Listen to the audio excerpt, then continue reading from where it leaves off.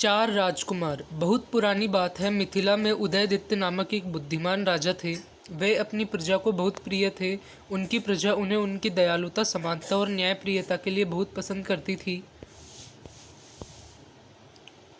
राजा की रूपमंजरी नामक एक पुत्री थी जो बहुत ही बुद्धिमान तथा सुंदर थी। रूपमंजरी को जो भी देखता था वह बस देखता ही रह जाता था। जब वह विवाह के योग्य हुई तो उसके लिए ढेरों रिश्ते आने लगे। राजा और रानी के लिए योग्य वर का चुनाव करने में समस्या खड़ी हो गई थी।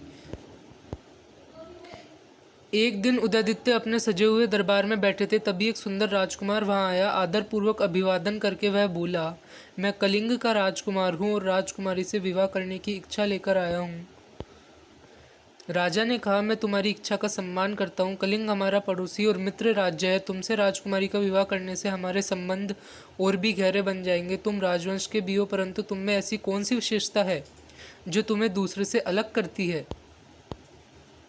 राजकुमार बोला, महाराज, मैं एक योद्धा हूँ और बहुत अच्छे गुरुओं के द्वारा युद्ध विद्या में पारंगत हूँ। मैं अपने देश के सेना का सेनापति हूँ और कई युद्ध भी जीत चुका हूँ। राजकुमार की बात सुनकर राजा ने प्रसन्न होकर राजकुमार को अपने महल में राजकीय अतिथि के रूप में राजकुमारी का निर्णय आने तक रुकने के लिए कहा।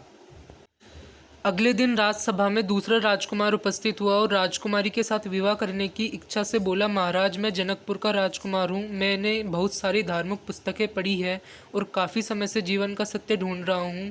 ज्ञान की अपूर्व चाह ही मुझे सबसे अनुपम बनाती है। राजा राजकुमार से बहुत प्रभावित हुआ और उससे अपने महल के अतिथि गृह में कुछ दिन ठहरने के लिए कहा। तीसरे दिन वैशाली का राजकुमार दरबार में उपस्थित हुआ और रूपमंजरी से विवाह की इच्छा से बोला, महाराज, मुझे प्रकृति माँ का आशीर्वाद प्राप्त है। मैं पशु पक्षियों की भाषा को समझ सकता हूँ। राजा ने उसकी गुण की प्रशंसा करते हुए उसे भी महल के अतिथि गृह में राजकुमारी के निर्णय तक रुकने के लिए कहा। चौथे दिन मालव्य का राजकुमार आया। उसने भी राजकुमारी से विवाह की इच्छा बताते हुए कहा, महाराज, मैं बहुत ही धनी राज्य का राजकुमार हूँ। मेरा मानना है कि धन से ही प्रगति होती है। मैं एक व्यापारी हूँ और धन से धन कमा सकता हूँ। चारों राजकुमारों का विवरण सुनकर राजा और रानी अनिर्णय की स्थिति में आ गए। उन्हें कुछ समझ में नहीं आ रहा था कि वे किसे अपनी पुत्री के योग्य वर चुने। उन्होंने अंत में निर्णय राजकुमारी पर छोड़ दिया। इतना कहकर बेताल रुक गया और राजा से पूछा, राजन, आप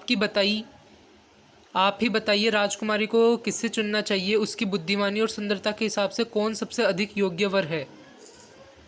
विक्रमादित्य ने तुरंत उत्तर दिया, यदि राजकुमारी सच में बुद्धिमान है तो वह कलिंग के राजकुमार को चुनेगी। जनकपुर का राजकुमार विद्वान तो है, परंतु अच्छा शासक नहीं बन सकता।